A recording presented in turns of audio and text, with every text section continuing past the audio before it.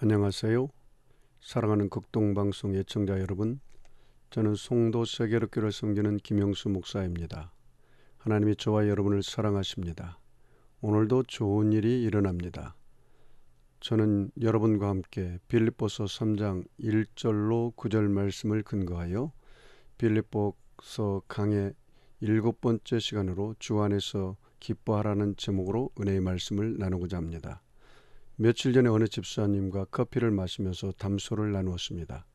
담소를 나누는 가운데 집사님이 저에게 이런 질문을 했습니다. 목사님, 하나님이 제일 기뻐하는 것이 무엇일까요? 제가 우리 애청자 여러분에게 질문해 보겠습니다.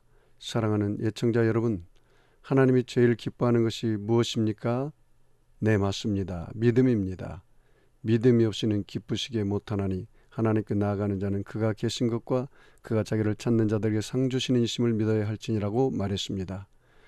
어느 성도님이 저에게 또 이렇게 질문했습니다. 목사님, 저는 하나님의 뜻대로 살고 싶어요. 그런데 나를 향한 하나님의 뜻이 무엇인지 모르겠어요. 제가 여러분에게 질문해 보겠습니다. 사랑하는 애청자 여러분, 저와 여러분을 향한 하나님의 뜻이 무엇일까요? 네, 맞습니다. 하나님 우리를 향한 뜻은 항상 기뻐하라, 쉬지 말고 기도하라, 범사에 감사하라. 이는 그리스도 예수 안에서 너희를 향하신 하나님의 뜻이니라 라고 말했습니다. 오늘 본문은 바울이 AD 62년 로마 감옥에서 2년 동안 있으면서 빌립보 교회 성도들에게 보낸 편지 옥중 서신입니다. 그런데 편지 내용을 보면 감옥에 있는 사람 같지가 않습니다.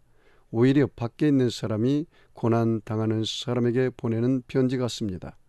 빌립보서를 보면 바울은 빌립보 성도들에게 하는 말이 주 안에서 기뻐하라는 것입니다. 빌립보서 4장 4절에 주 안에서 항상 기뻐하라, 내가 다시 말하노니 기뻐하라고 말하고 있습니다. 오늘 빌립보서 말씀에는 죄인된 인간과 죽을 수밖에 없는 인간이 주님 안에서 어떻게 변화되어야 하는지가 나와 있습니다. 오늘 말씀을 통하여 예수님 안에서 어떻게 변화되어 가야 할지, 또 우리도 변화의 역사가 어떤 삶 속에서 일어나야 할지를 말하고 있습니다. 우리들이 예수님을 믿음으로 변화가 일어나면 하나님은 어떤 은혜를 주십니까? 예수님은 우리에게 기쁨의 은혜를 주십니다. 오늘 본문 말씀 볼까요? 빌립보서 3장 1절로 2절에 끝으로 나의 형제들아 주 안에서 기뻐하라. 너희에게 같은 말을 쓰는 것이 내게는 수고로움이 없고 너희에게는 안전하니라. 개들을 삼가하고 행악하는 자들을 삼가하고 몸을 상해하는 일을 삼가하라 말하고 있습니다. 어떤 기쁨입니까? 예수님 안에서 구원과 부활의 기쁨을 누릴 수가 있습니다. 오직 예수님만이 구원과 부활과 영생 천국의 기쁨을 줄 수 있으므로 세상의 모든 것을 이길 수 있는 능력을 우리에게 주신 것입니다. 우리들이 예수님 안에서 구원과 부활 영생 천국의 기쁨을 회복하기를 주의 이름으로 축복합니다. 하나님은 우리에게 안전한 은혜를 주십니다. 하나님의 말씀에 붙잡힌 사람은 안전한 삶을 살 수가 있습니다. 바울이 너희에게 같은 말을 쓰는 것은 하나님의 말씀을 반복적으로 전하고 있습니다. 우리가 하나님 말씀에 붙잡히면 하나님이 우리를 붙들고 우리를 사용할 수가 있습니다. 사도행전 18장 5절에 실라와 디모데가 마게도냐로부터 내려오매 바울이 하나님 말씀에 붙잡혀 유대인들에게는 예수는 그리스도라 밝히 증거했습니다. 성령은 우리에게 봉사의 은혜도 더하여 주십니다. 오늘 본문 말씀 빌립보서 3장 3절에 하나님의 성령으로 봉사하며 그리스도 예수로 자랑하고 육체를 신뢰하지 아니하는 우리가 곧 할례파라 말하고 있습니다. 우리들이 성령의 봉사인지 어떻게 분별할 수가 있습니까? 육신적인 봉사는 자신을 드러내는 자랑입니다. 그러나 성령의 봉사는 예수님만 자랑하고 나는 죽습니다. 우리들이 육신으로 봉사하여 자신을 자랑하는 것이 아니라 성령이 주시는 공급해 주시는 능력으로 봉사할 때 우리는 예수 그리스도를 자랑할 수가 있게 되는 것입니다. 우리 삶 속에 어떤 변화가 일어나야 합니까? 바울은 믿음의 방해가 되는 세상 것을 잃어버리고 가장 귀중하고 소중한 예수님을 얻을 때 삶의 변화가 일어난다고 말하고 있습니다. 우리는 우리 육체를 신뢰하지 않고 하나님 말씀을 신뢰하는 믿음으로 이 세상을 넉넉히 이기고 나가야 합니다. 바울은 예수님을 얻기 이전에 육체를 신뢰했습니다. 그래서 육체를 신뢰한다는 것은 세상의 족보나 경력과 물질, 명예, 권력, 쾌락, 지식을 의지하는 것입니다. 그러나 바울은 이제는 그런 것을 의지하지 않는다는 것입니다. 돈신, 쾌락의 신, 지식의 신을 이제는 버렸다고 말합니다.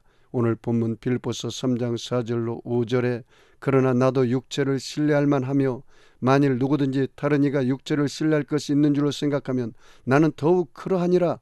나는 8일 만에 할례를 받고 이스라엘 족속이요 베냐민의 지파요 히브리인 중에 히브리인이요 율법으로는 바리새인이라고 말했습니다. 그러나 그가 예수님을 만난 후에는 더 이상 육체를 신뢰하지 않고 오직 예수님만을 신뢰하겠다고 단호히 고백하고 있습니다. 예수님을 신뢰할 때 우리의 삶이 날마다 긍정적이고 부활의 능력 가운데 우리가 이 세상을 넉넉히 이기고 남는다는 것입니다. 바울은 열심히 하는 것에 변화가 일어났습니다.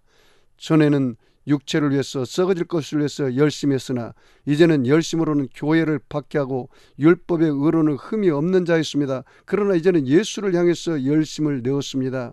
바울이 예수님을 만난 후에는 오직 예수님을 땅끝까지 전도하는 그 열심으로 변화되었다는 사실입니다. 오늘날도 자신을 위한 열심은 누군가의 고통을 줄 수 있지만 예수님을 위한 열심은 예수님 때문에 당하는 고통, 핍박이 다가올 수 있습니다. 그러나 그것은 상급으로 쌓여진다는 사실입니다. 유익하게 여기는 것을 바울은 이제는 주를 위해서 얼마든지 십자가 앞에 내려놓을 수 있다고 말합니다. 오늘 빌립보서 3장 7절에 그러나 무엇이든지 내게 유익하던 것을 내가 그리스도를 위하여 다 해로 여길 뿐더러 말했습니다. 그리스도를 얻는다면 어떤 것도 주님 발 앞에 내려놓을 수 있다는 것입니다. 바울은 예수님을 얻기 이전에는 자신의 이득을 따라서 움직였습니다. 그는 자신에게 이득이 되는 일은 물불을 가리지 않고 추진했습니다. 바울은 이득을 얻기 위해서는 누군가에게 피해를 주는 것도 전혀 아랑곳하지 않았습니다. 그러나 오직 세상에서 강하고 힘있는 자만 최고의 것을 얻을 수 있다고 믿었습니다. 그런데 바울은 예수님을 만나고 나서 변화되었습니다. 복음을 위하여 고난을 받는 삶으로 변화되었다는 것입니다. 바울은 모욕을 당한 적 축복하고 박해를 받은 적 참았다고 말씀하고 있습니다. 바울의 삶이 이제는 변화되었습니다. 가장 고상한 것이 바울에게 무엇입니까? 오늘 본문 빌립보서 3장 8절에 또한 모든 것을 해로 여기면 내 주 그리스도 예수를 아는 지식이 가장 고상하기 때문이라. 내가 그를 위하여 모든 것을 잃어버리고 모든 것을 배설물로 여기면 그리스도를 얻겠다고 말하고 있습니다. 그리스도를 위하여 모든 것을 해로 여긴 이유는 내 주 예수 그리스도를 아는 지식이 가장 고상하기 때문이라고 말하고 있습니다. 가장 고상하다는 것은 가장 탁월하다는 것입니다. 성도 여러분, 우리는 믿음을 방해하는 모든 것을 버리는 이유는 무엇입니까? 그리스도를 아는 지식이 가장 고상하다, 탁월하다, 귀하기 때문이 아니겠습니까? 모든 것을 바울은 잃어버렸다고 말했습니다. 예수를 얻기 위해서 세상 어떤 것도 내가 지불할 수 있다는 것입니다. 세상 어떤 것도 예수보다 귀한 것이 없다고 바울은 고백하고 있습니다. 예수를 얻는다면 세상 모든 지식도 배설물로 여긴 것이 바로 바울이었습니다. 우리는 어디서 내 자신을 발견해야 합니까? 바울은 이렇게 말합니다. 빌립보서 3장 9절에 그 안에서 발견되리 하미니 내가 가진 의는 율법에서 난 것이 아니요 오직 그리스도를 믿음으로 말미암은 것이니 곧 믿음으로 하나님께로부터 난 의라고 말하고 있습니다. 율법에서 난 의가 아닙니다. 오직 그리스도를 믿음으로 말미암는 의입니다. 이것이 바로 하나님께로부터 나온 의라고 바울이 고백하고 있습니다. 예수님은 저와 여러분을 위하여 십자가 위에서 물과 피를 다 쏟으시고 죽으셨습니다. 예수님이 나의 죄 허물을 짊어지고 십자가에서 죽으심으로 믿음으로 용서받은 의인이 우리는 된 것입니다. 예수님이 나의 세속과 더러움과 마귀가 주는 시험을 짊어지고 십자가에 죽으심으로 성결과 거룩함과 성령 충만한 자가 된 것입니다. 예수님이 나의 연약과 질병과 슬픔을 짊어지고 십자가에 죽으심으로 건강과 치료와 기쁨으로 충만한 사람이 우리는 되었습니다.